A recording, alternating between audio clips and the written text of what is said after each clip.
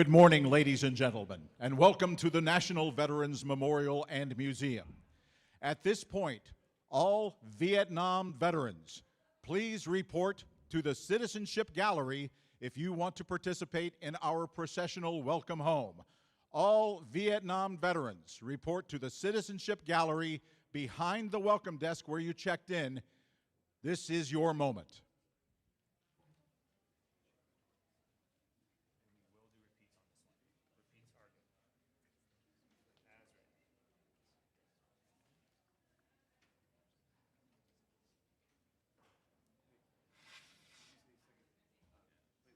Play the ink. Repeats are good. As read. Good. All right.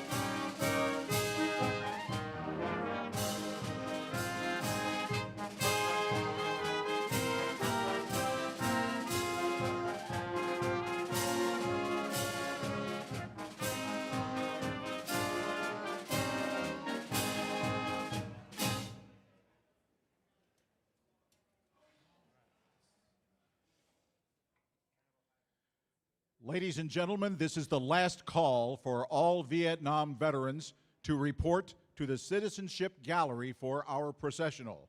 Our ceremony will begin in just a few minutes. Please make your way to your seats, and please silence all cell phones at this time. Most likely be the last one we do for pre-music. This will be ink as well, all the way through. Do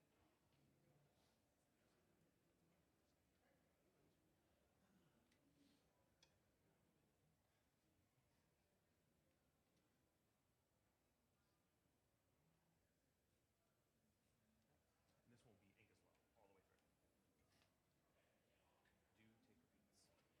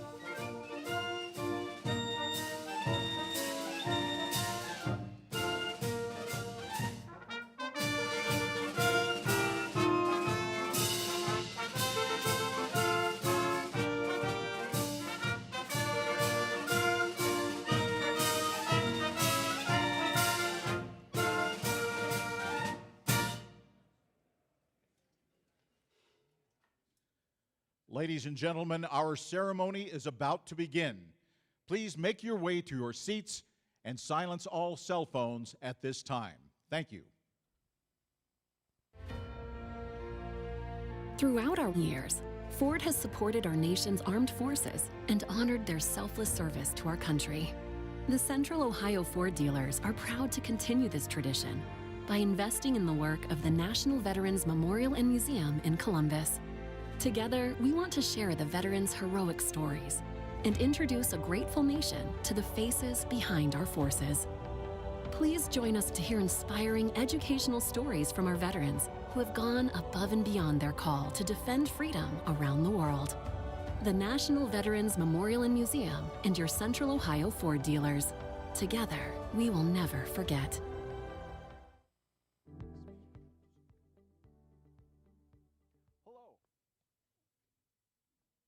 It's my privilege to share in today's event honoring our nation's heroes. Nationwide has supported our country's veterans, active duty members of the military, and their families for decades. Whether it's sponsoring honor flights to take our veterans to Washington, D.C. to visit the memorials, or keeping our pledge to hire veterans in our workforce, Nationwide feels a strong connection to supporting those who have served our country. I'm proud that members of my own family have served in the military and have the utmost respect for those who put their lives on the line to secure our freedoms. As part of Nationwide's ongoing commitment, it's our privilege to provide free access to the National Veterans Memorial and Museum for veterans, active duty members, and Gold Star families. We're grateful for the courage, dedication, and countless sacrifices made by our country's heroes. The National Veterans Memorial and Museum is a powerful and personal experience designed to give a voice to every man and woman who answered the call for our country. Offering access to the National Veterans Memorial and Museum is a small token of our appreciation, and it reinforces our commitment to ensure their stories are honored and remembered. Join us in supporting our veterans, their families, and the honorable mission of the National Veterans Memorial and Museum.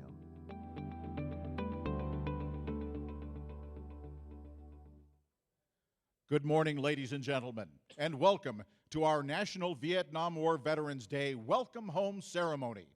Our Master of Ceremonies today is an anchor and a reporter at 10 TV here in Columbus, Stacia Nakin. Stacia grew up as a Navy brat and continues to stay connected to the military community. She volunteers for the USO and has received the State of Ohio's Commendation Medal for her reporting with the Ohio Army Air National Guard. She also earned the Commander's Award for Public Service from the Department of the Army for serving as an instructor and developing a course in interpersonal communication for Fort Carson's Transition University, a program that assists soldiers with their transition to civilian life. Please welcome Stacia Nakin.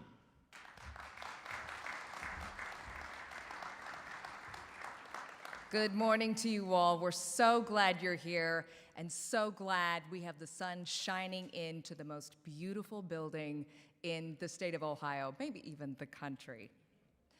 Distinguished guests, veterans from all eras, ladies and gentlemen, it is my honor to be here with you today.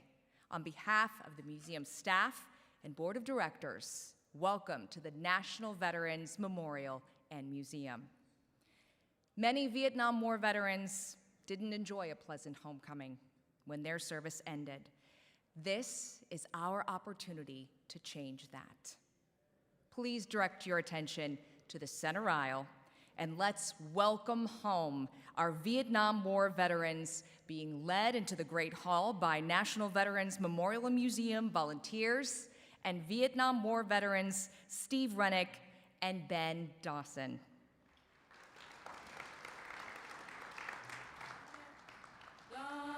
Get mad.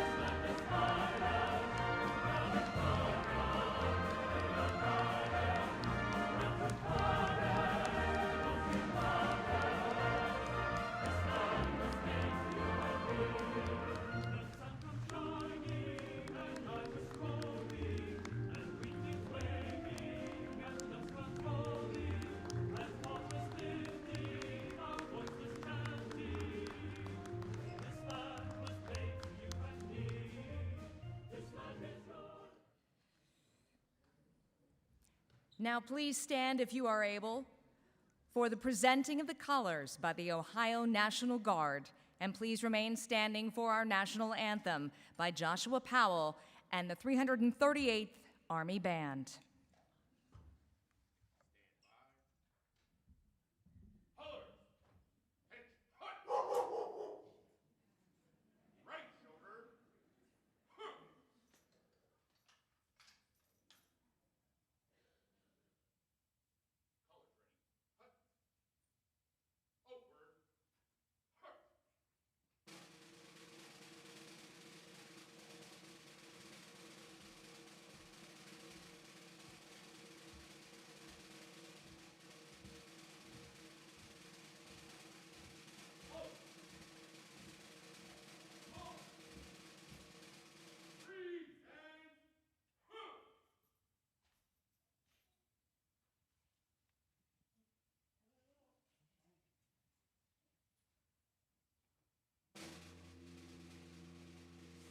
Oh, say, can you see by the dawn's early light what so proudly we hailed at the twilight's last gleaming, whose broad stripes and bright stars through the perilous fight o'er the ramparts we watched were so gallantly streaming, and the rockets' red glare, the bombs bursting in air, gave proof through the night that our flag was still there.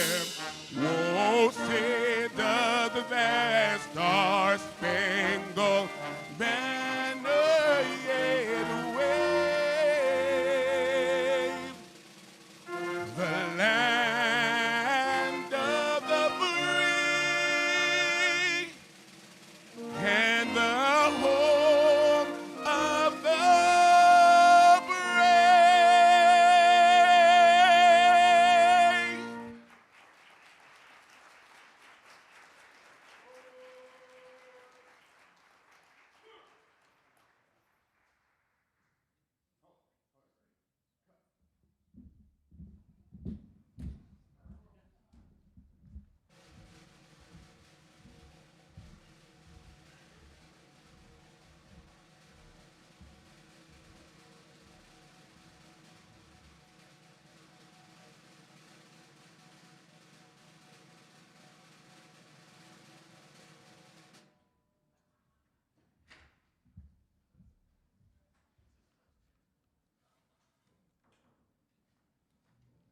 And now please help me welcome Chaplain Major Richard Reiki from the Ohio Army National Guard for our invocation.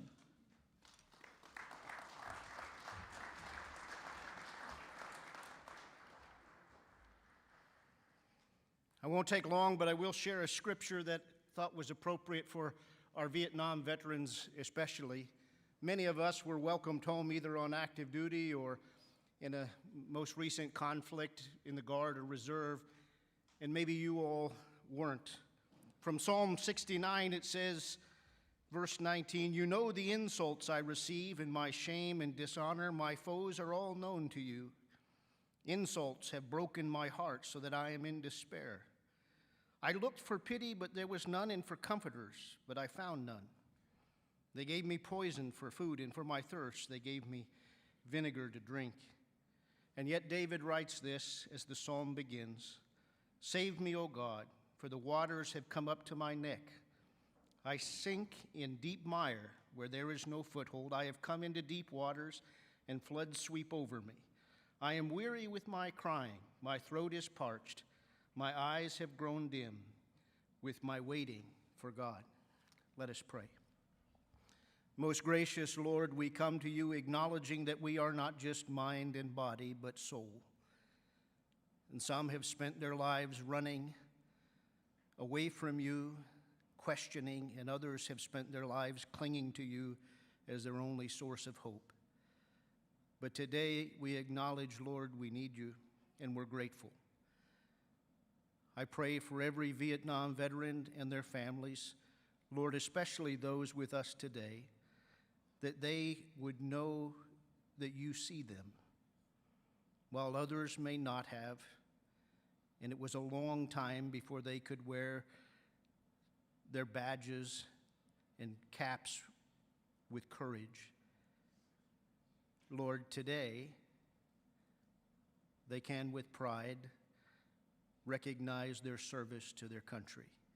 We honor them for their service, and we pray, Father, that any wounds of war, physical, emotional, relational, spiritual, that linger, that your healing touch would comfort their hearts and minds. We ask these things in your great name. Amen.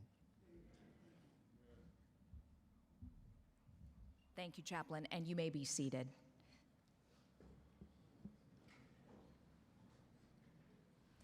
And our Vietnam veterans, you may return to your seats with your families. And how about a round of applause for our four-legged friend putting the exclamation point on that part of our ceremony today. You know, it is important to remember that even though this place of honor carries the designation as the National Veterans Memorial and Museum, it is a nonprofit organization and relies on financial support from members, donors, and friends who believe in this mission.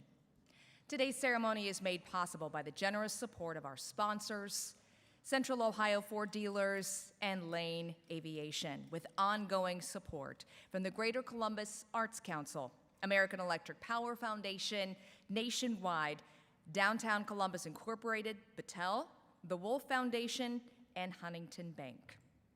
And remember, the veterans, active duty military, and Gold Star family members always enjoy free admission here at the National Veterans Memorial and Museum, thanks to the generous support of Nationwide. And now would you please welcome to the stage the CEO of the National Veterans Memorial and Museum, Dr. Frederick Bertley. Please welcome Dr. B.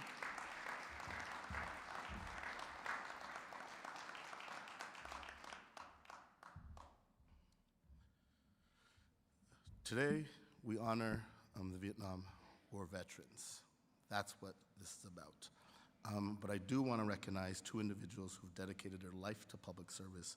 We have City Councilwoman Nancy Day Ackower, and we have Senator Herschel Craig, who worked tirelessly to support this institution and many other cultural institutions in this city. Maya Angelou once said, "When you know better, you do better." And we heard from Chaplain Reiki, we heard from Stacia, that as a nation, we didn't do better in terms of receiving back our Vietnam War veterans. Well, in 2012, that was rectified by then President Barack Obama, who created and passed legislation to recognize this day, March 29th, and he picked this day because March 29th, 1973 was the last day that our troops from Vietnam returned home. Fast forward to 2018, the institution that you're sitting in, the National Veterans Memorial and Museum, was born. Was born through an act of Congress and signed into existence by President Donald J. Trump. And this building has a very important mission: to honor all veterans, elevate their stories, and support the power of service for everyone, everywhere. And this elevating of stories is why we're here today. And as many of you are veterans or no veterans, they're often very shy and absolutely humble. So today, we have two incredible figures, three in fact, who are gonna be the conduits to share how important the Vietnam War veterans were. We have two phenomenal storytellers. One is none other than best-selling author Mr. Wil Haygood.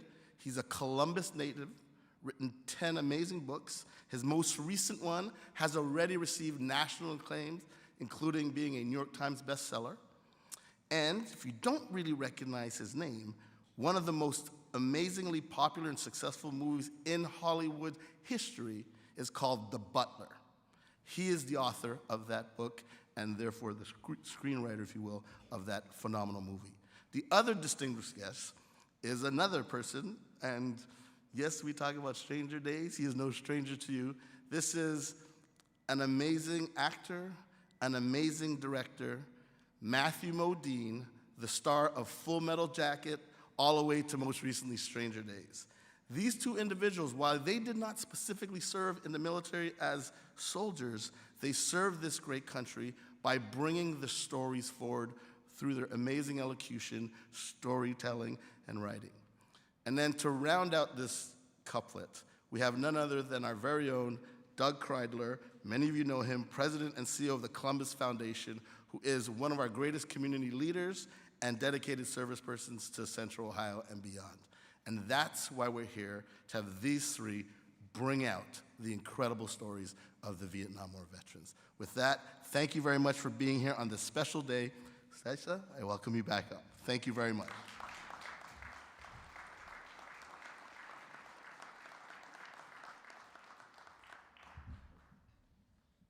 Dr. B, thank you so much. We're very excited to hear our two world-class storytellers share their unique perspectives on Vietnam and the lasting impact it has had on the veterans and the families of those who served in that conflict. Our next speaker is the son and son-in-law of two Vietnam War veterans. Would you please welcome the president of the National Veterans Memorial Museum, retired Army Colonel Bill Butler.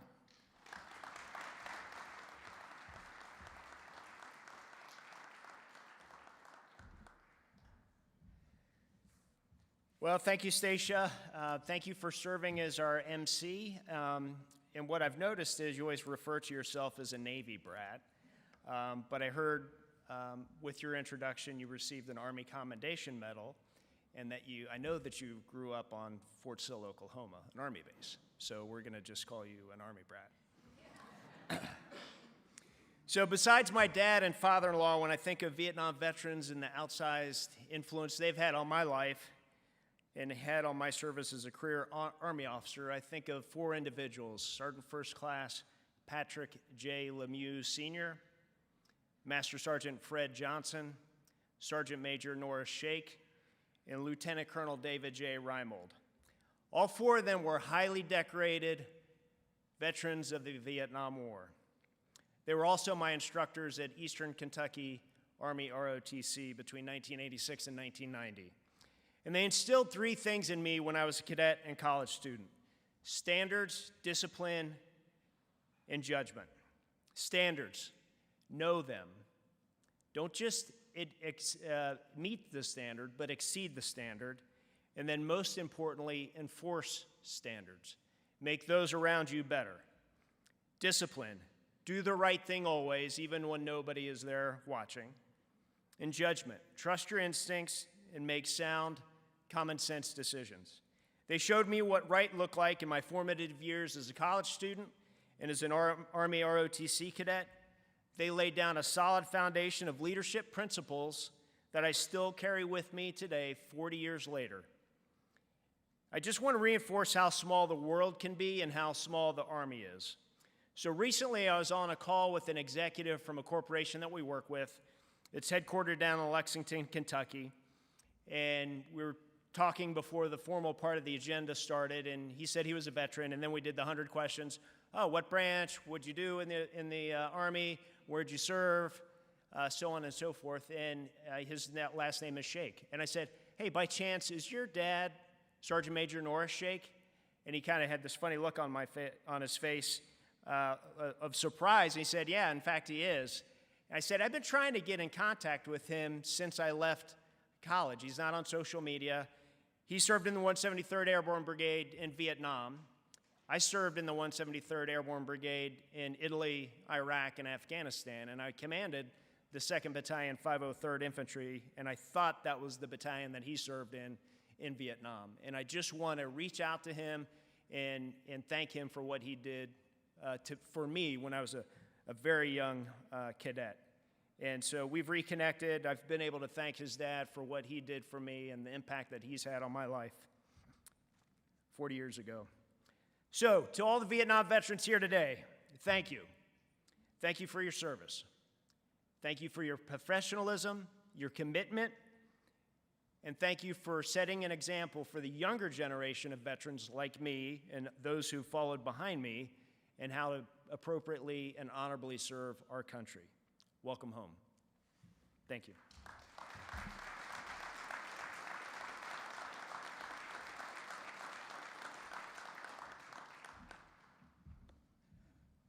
Read the script.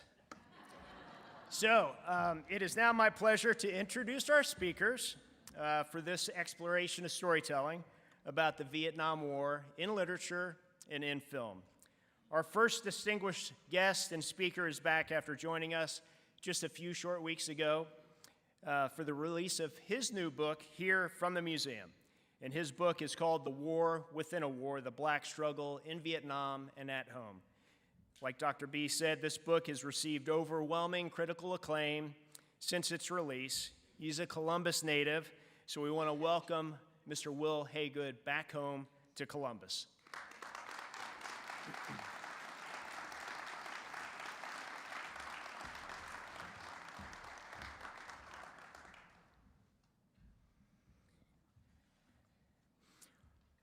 Our next special guest is also returning to the museum. He was our keynote speaker for Veterans Day when he reflected on his exhibit, which is downstairs in Gallery 33, Full Metal Jacket Diary. And it's a rare behind-the-scenes look at Stanley Kubrick's classic movie about a squad of Marines, their training in boot camp, and then their experience in a year of extreme combat in Vietnam. Please welcome actor, filmmaker, Matthew Modine.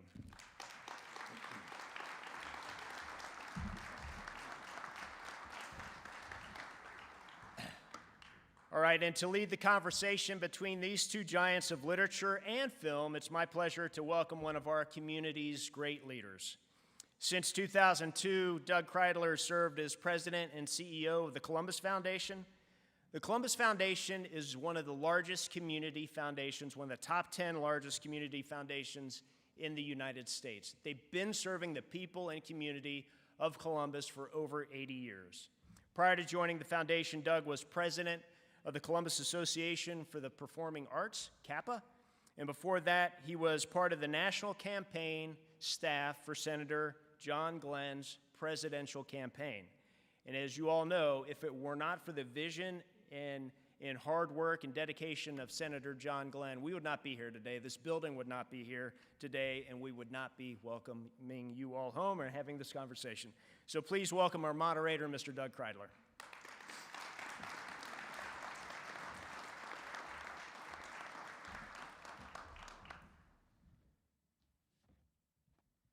Well, good morning, all. Great honor and respect to our veterans, our Vietnam veterans, and to all veterans that we hold in our memories. There is so much that we can explore with these two incredible storytellers and people and humans. But I wanted to just start with an opportunity for them to, because last night we were talking at dinner, and Matthew mentioned how in acting, breathing and being in the moment and listening is so important to acting, and so important then carrying over into life. And so I ask us all to just take in a deep breath of this moment, of this recognition of the importance of the service and dedication and sacrifice that all those who have preceded us and who are with us today have taken. So instead of asking a question per se to kick us off, I just wanted to ask if Wil and Matthew had any reflection about this moment of honor and service and memory.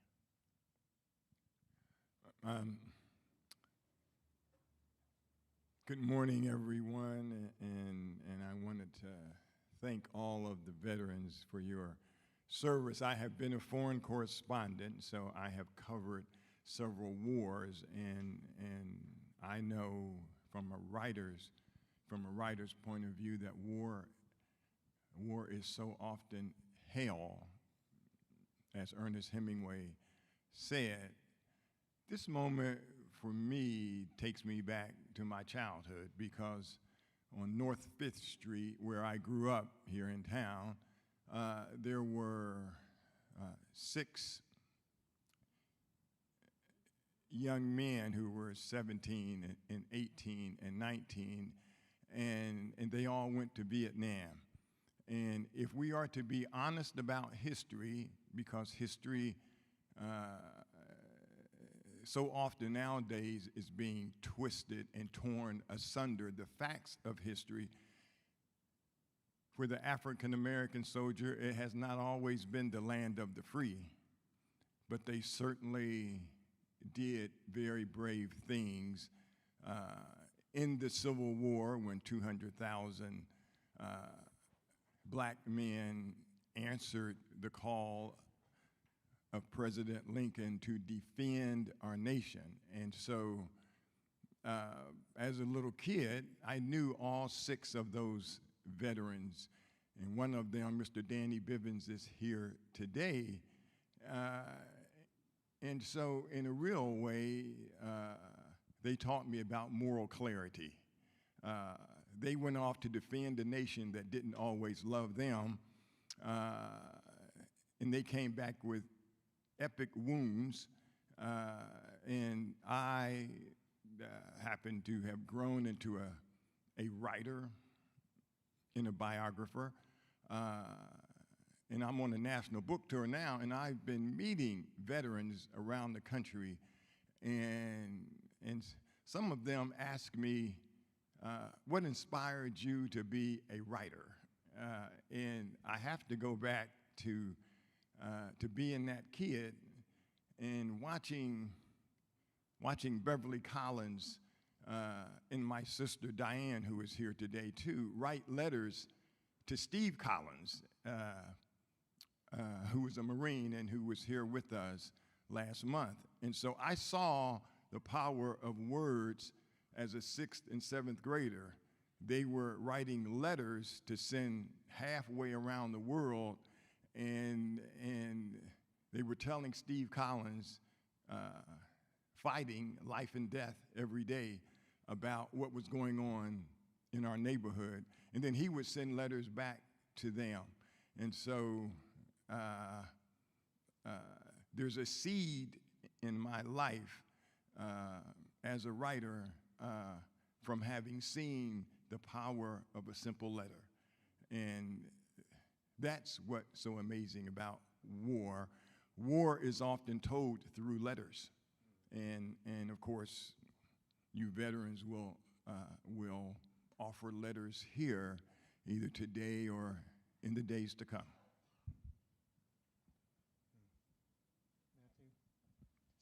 Any reflection on the moment? Well, I'm angry at you, Doug, because I was going to talk about being president in the moment. He stole my thunder. Oh. So I offered to show you my notes. yeah. Yeah. I want to thank everybody for being here today, and especially our veterans. I had the honor of portraying Atticus Finch in London at the John Gielgud Theatre. It's almost 2 years ago now. To Kill a Mockingbird, Harper Lee's beautiful book. And in that story, Atticus Finch says that we never truly understand another person until we get inside their skin and walk around in it. And as an actor, that's kind of the definition of what it means to be an actor, is to get inside the skin and try to understand the circumstances of another human being. What comes with that is a sense of responsibility and grace. So we spend so much time training young men and women to hold that awesome responsibility of a weapon. And what we don't spend enough time, I believe, is bringing those people home and helping them to put that weapon away, and how to get on with their lives after they've experienced such awesome things that they may never be able to speak about. So this museum is a step toward, I believe, helping our veterans to come home and to be appreciated and to find ways of making peace inside their heart and inside their soul and be able to get on with their lives in a beautiful, peaceful way. I'm honored to be here. I sometimes don't, I feel, as you pointed out, that sometimes it's much better to listen to the veterans than to talk about my experience in playing a veteran. So I really wish that I could spend more time listening to you rather than hearing me talk about my experience as an actor. But there is a role for storytelling, and you honor those with the lived experience by telling your stories in such effective ways, in film, in books. And so we were also talking last night about the role of the storytellers in helping hold and save the Republic, and whether these are more perilous times than other times when they felt perilous. Vietnam War, in the midst of that, it always does seem like there's so much at stake. So what role does storytelling bring to the honoring of those who have the lived experience?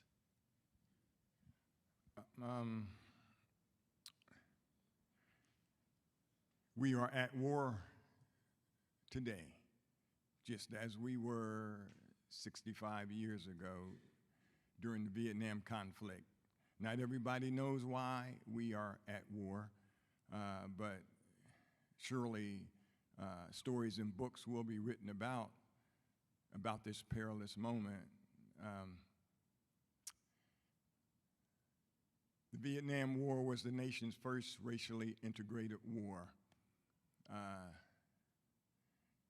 If Matthew and I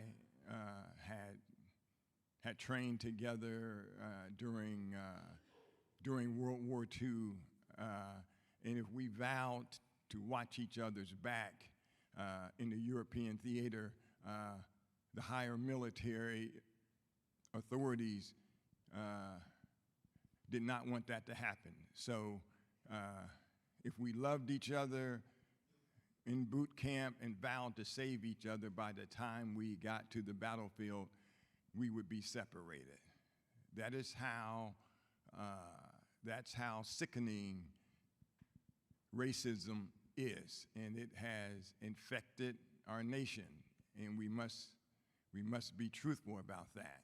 And so during the Vietnam conflict, the nation's leaders finally said, we need to allow Matthew and Will to charge that hill together, because perhaps they will save each other, or they will save some other Marine or some other soldier. And so it's very important to acknowledge the forced brotherhood that came out of the Vietnam War. 40% of the frontline troops were African Americans. While African Americans only made up 10% of the nation's population. So somehow the nation had gotten into its psyche that the African American soldier was more expendable. And those soldiers and Marines and Navy personnel and Air Force pilots would write stories home trying to figure out why the math was so skewed, why the math was so uneven. And there were white soldiers who wanted to know answers too. Why have we transported racism into the theater of Vietnam? And so many of those African American veterans came back and wanted to write books and articles. And publishers, for the most part, didn't want those narratives. And so it was important to me as a biographer, as a former foreign correspondent, to tell their stories. And there are black heroes in this book, white heroes in this book, female heroes in this book, and in the simple fact that they all saw or hoped for a way that their story would be told meant a lot to me during the 5 years that I spent working on this book.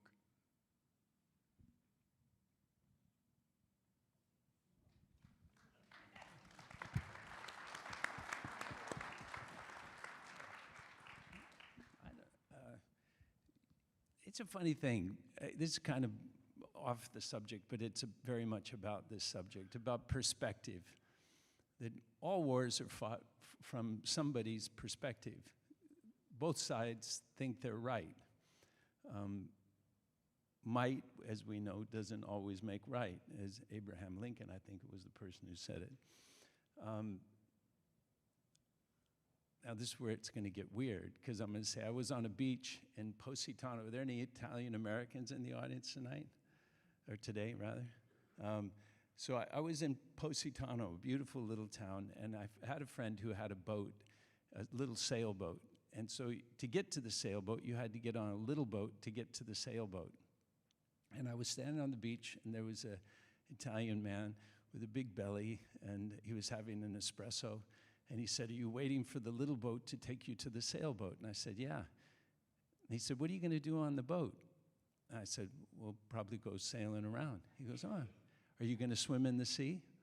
I said, "Yeah, we'll probably swim in the sea." "Are you going to eat on the boat?" I said, "Yeah, we'll probably eat." "What are you going to eat?" I said, "Probably a little sandwich, a panini."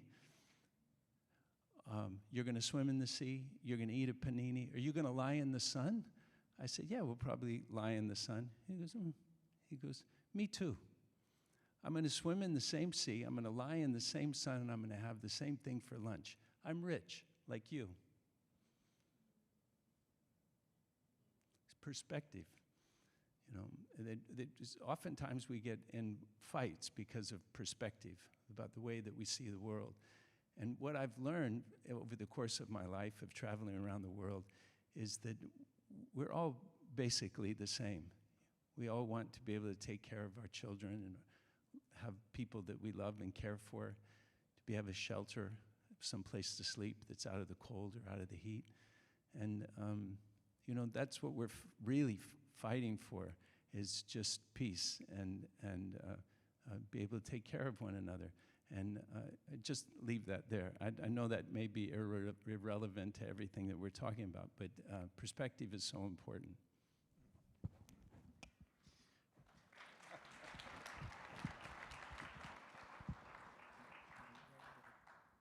You know, I had the opportunity the fortunate opportunity to have a film made on a newspaper story in a book that I wrote. And, you know, the story came out in 2008, and studio came on board to buy the rights to the story in the book. And then I'm sitting at home 4 years later, and I get a phone call from one of the producers, and they said,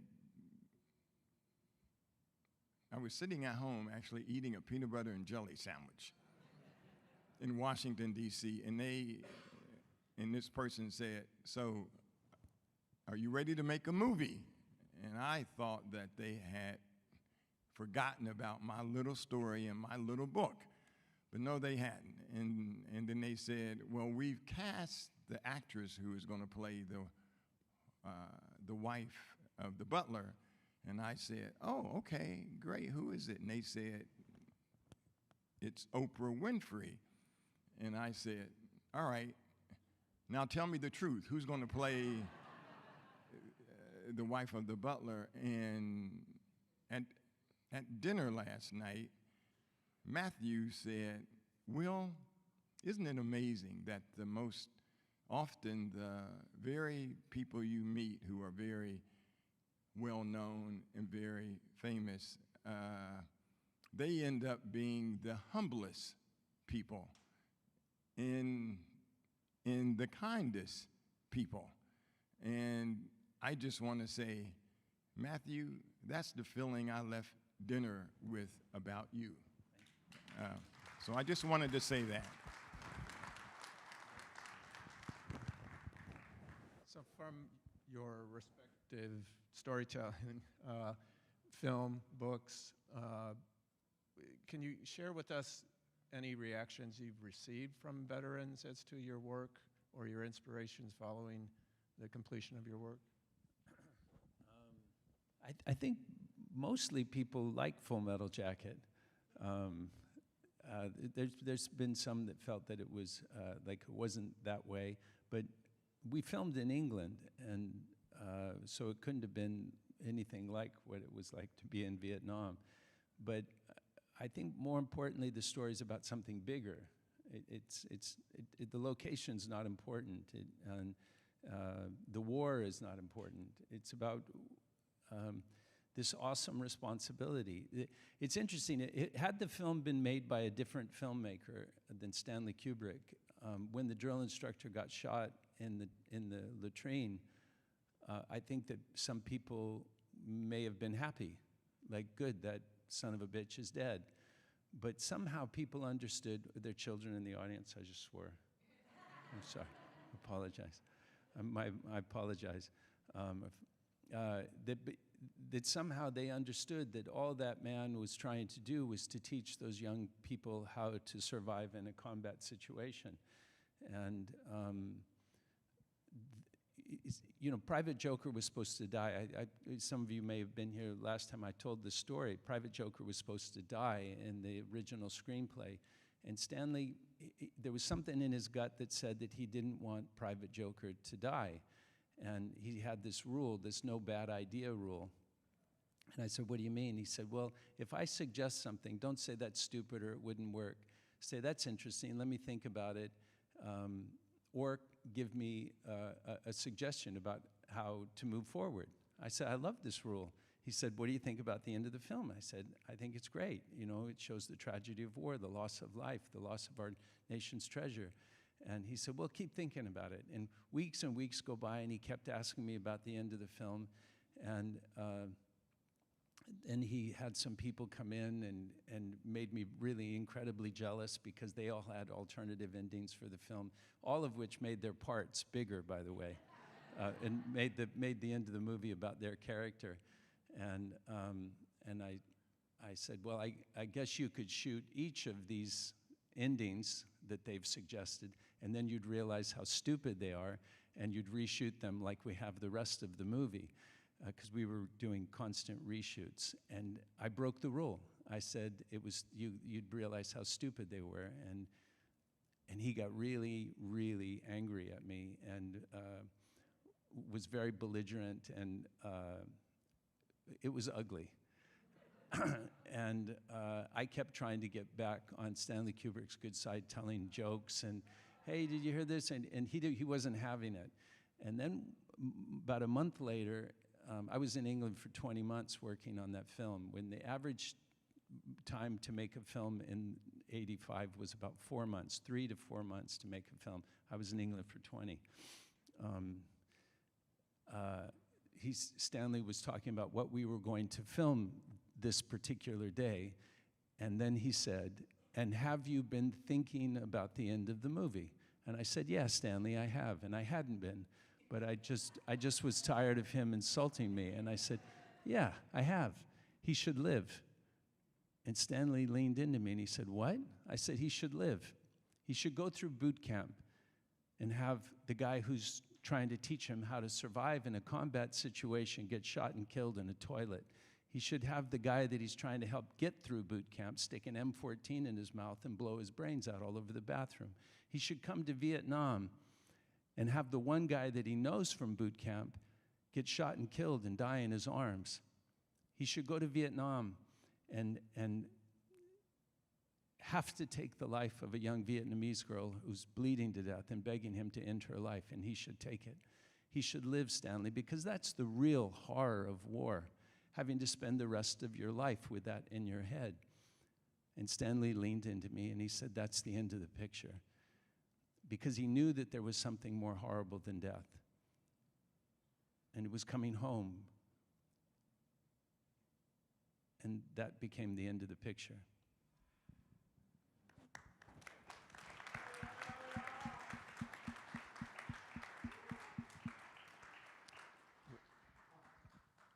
You know,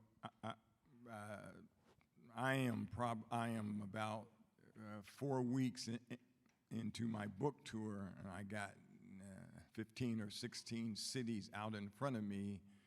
I leave here and I fly to Denver. But one of the things that has been on my mind, 2 things that have happened.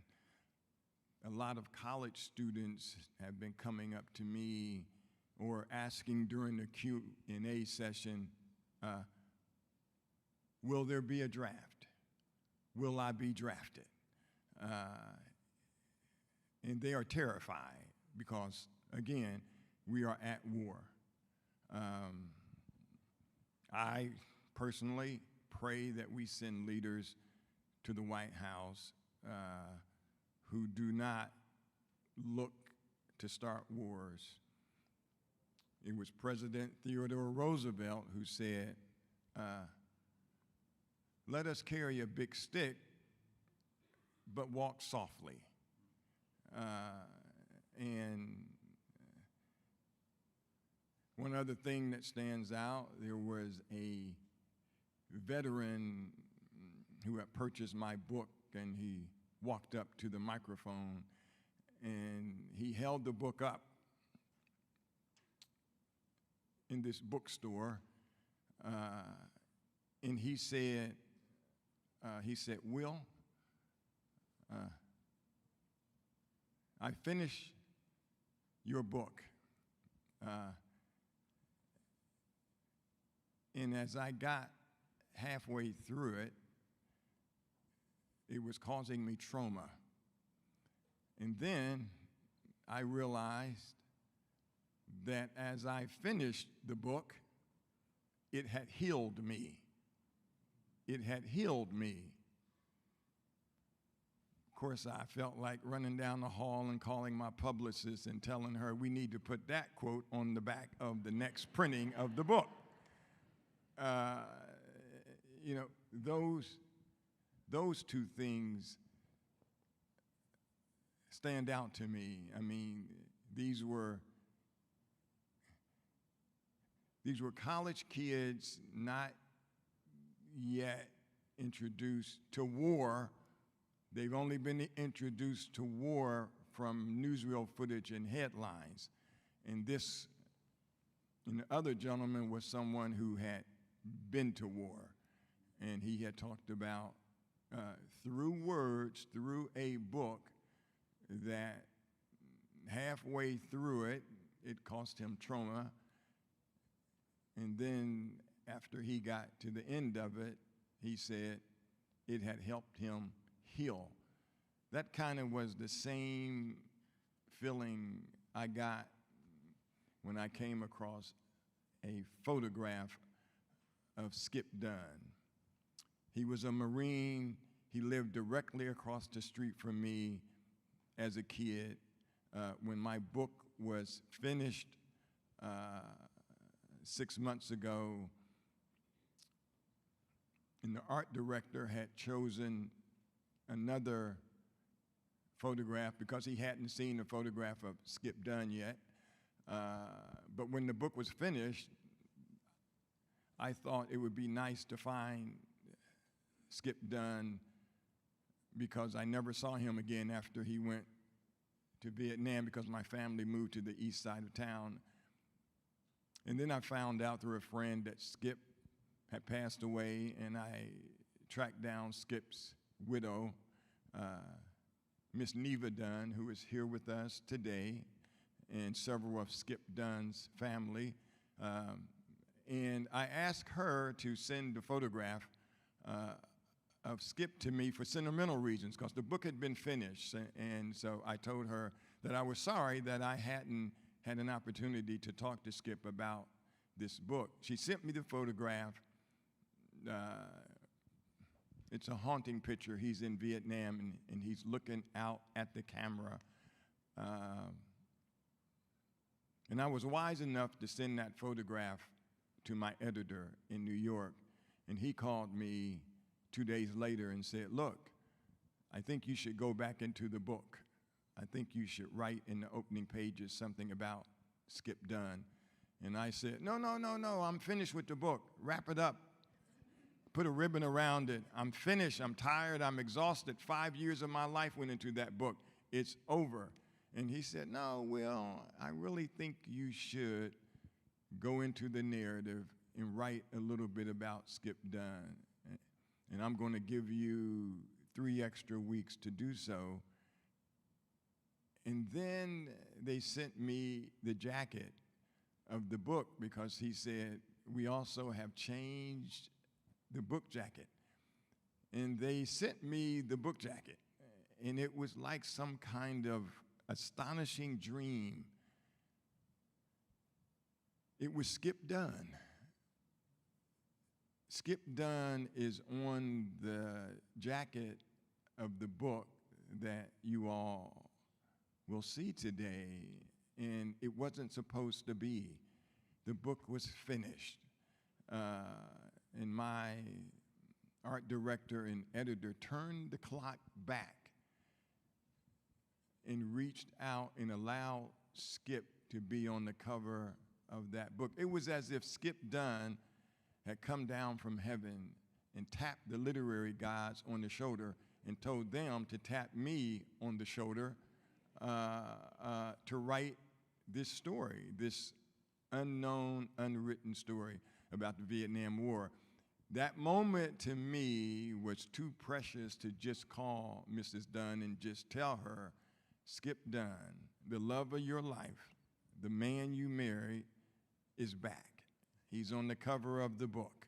And so I caught a plane home and asked her and one of Skip's brothers, Robert, if they would meet me for lunch. And they did. And I said, Mrs. Dunn, now I know you had told me that it would be beautiful if Skip could get just a mention in my book, just one line. And then I had the book jacket hidden away, and I pulled it out, and I said, I think I've done a little bit better than that. And Mrs. Dunn and Robert and any other members of Skip Dunn's family here, please stand up. There they are over there. There they are right there. There they are.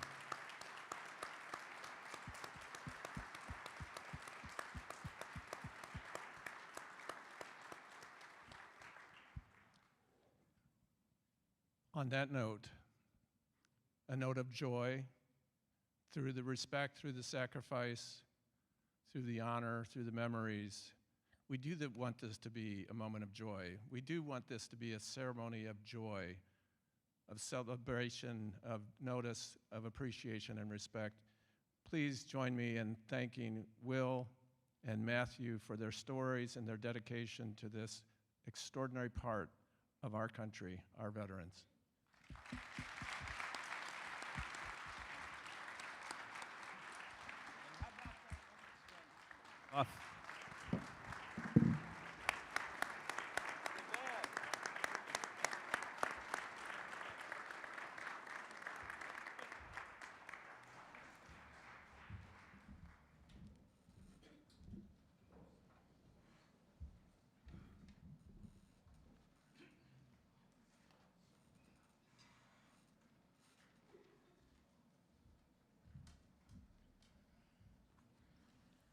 Gentlemen, thank you. I think that really is why we are here today. It's storytelling, it's a celebration, it's joy, and hopefully a little bit of healing as well.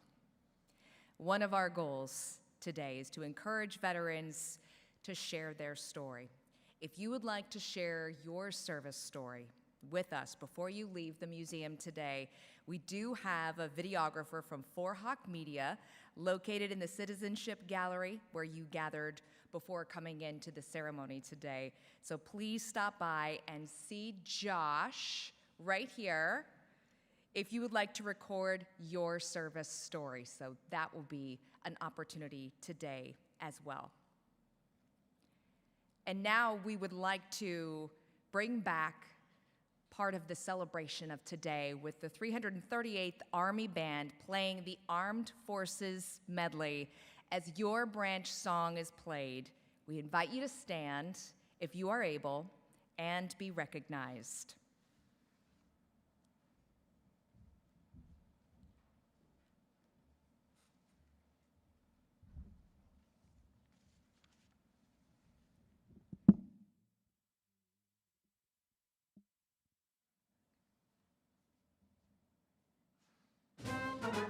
United States Coast Guard. We always ready for the call. We place our trust in Thee. Through service, storm and howling gale, high shall our purpose be. Sing, pray, proud to sing our guide, our fame, our glory too. To fight, to save, or fight and die, our Coast Guard, we are for you. United States Space Force.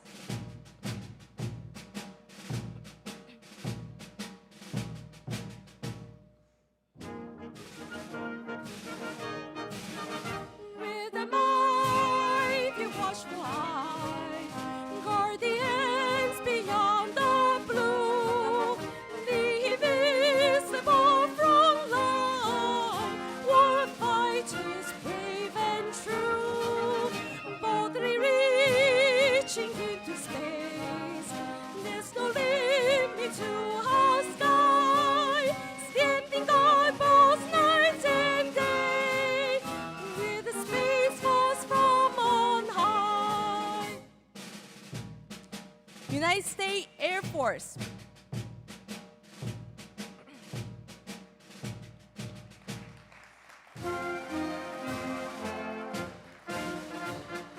Off we go into the wide blue yonder, climbing high into the sun.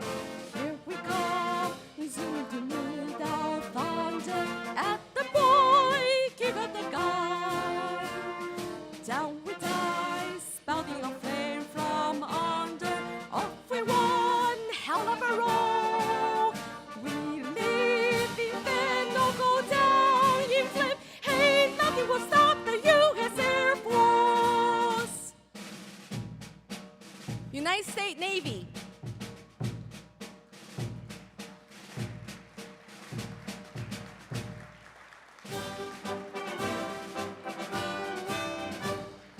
Anchors away, my boys, anchors away.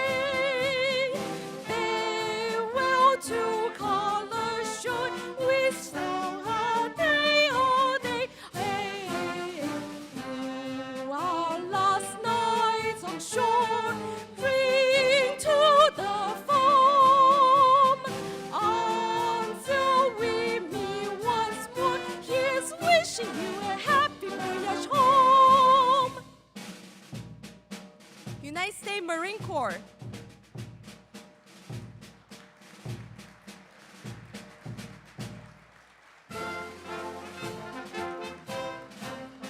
From the halls of Montezuma to the shore of Tripoli, we fight our country's battle in the air, land, and sea.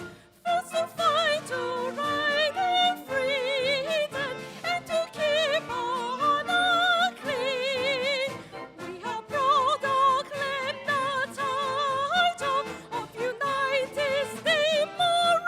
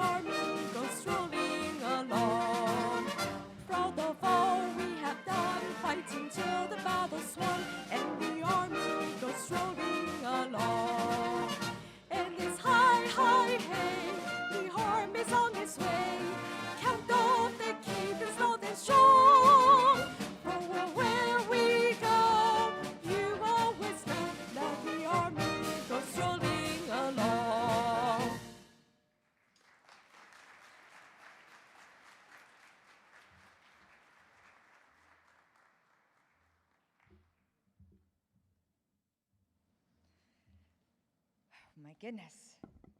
Oh, sorry, Sergeant Chu. A round of applause for our Army Band today and Sergeant Chu.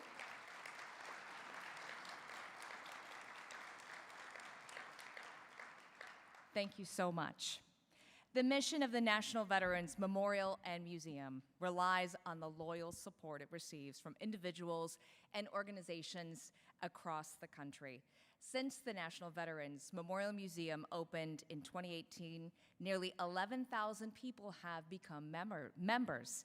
Please stand if you are a member of the National Veterans Memorial and Museum so we can thank you for your support.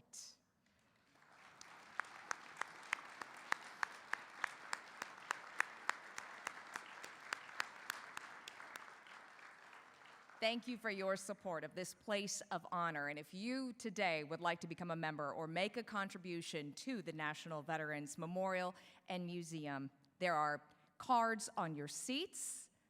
You can see it right there, looks like that, with information on how to support the museum's mission. Or you can visit the membership table at the far end of the Great Hall after the ceremony. We would like to bring back to the stage now Chaplain Reiki for today's benediction.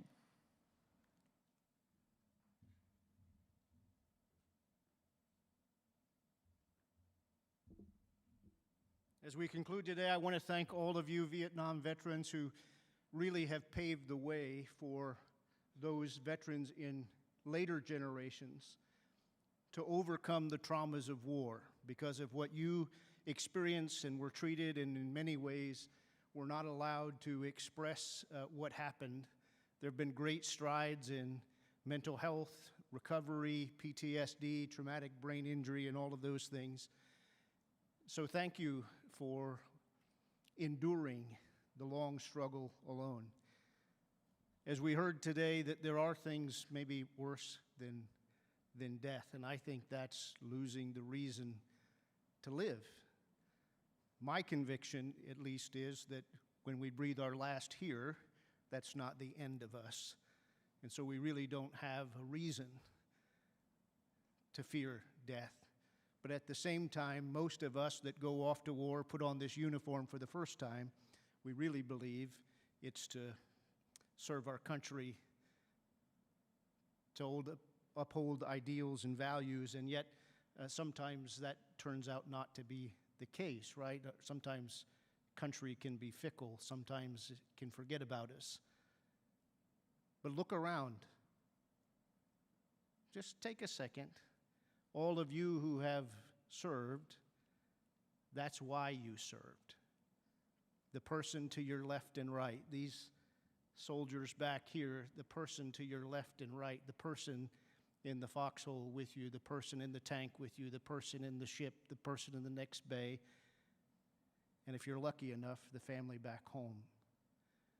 Just know that you are not forgotten, that you are loved, and regardless of how the political winds blow and what the culture of the world might be in any given day, there are people who care.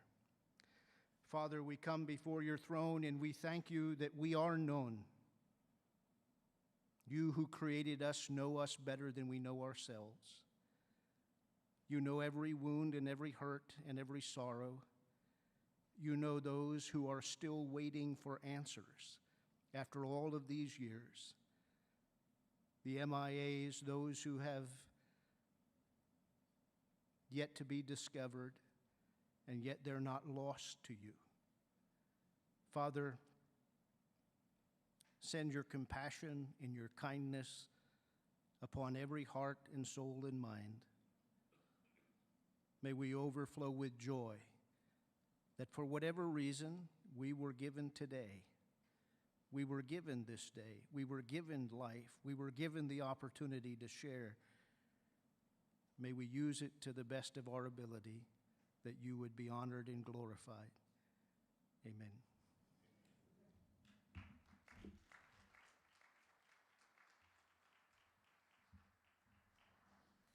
Chaplain, thank you. Would you please join me in a round of applause for the 338th U.S. Army Band for their contributions today.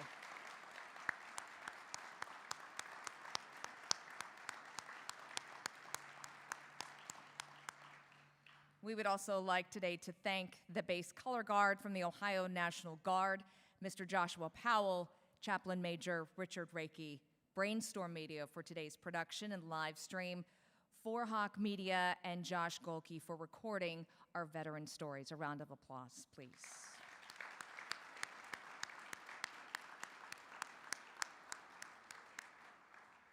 And also to the Book Loft, here with us today, hosting Wil's book signing. They are donating a portion of the proceeds today to the National Veterans Memorial and Museum. And as I understand it, if you join them for a signing of the book, you will get a book signed by not only Wil Haygood, but also Matthew Modine. They're going to be signing those books together. So we hope you will join them for that special moment as well.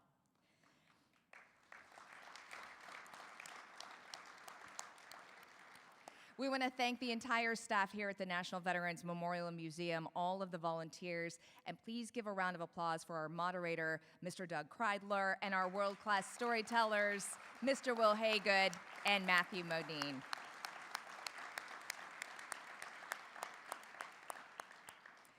This concludes our ceremony and our gathering today. We invite everyone to explore the museum. And remember that veterans from all eras, as well as active duty and Gold Star family members, always enjoy free admission here at the museum, thanks to the generous support we receive from Nationwide. Finally, to all of our Vietnam veterans here with us today, watching from afar, on behalf of all of us, thank you for your service and welcome home.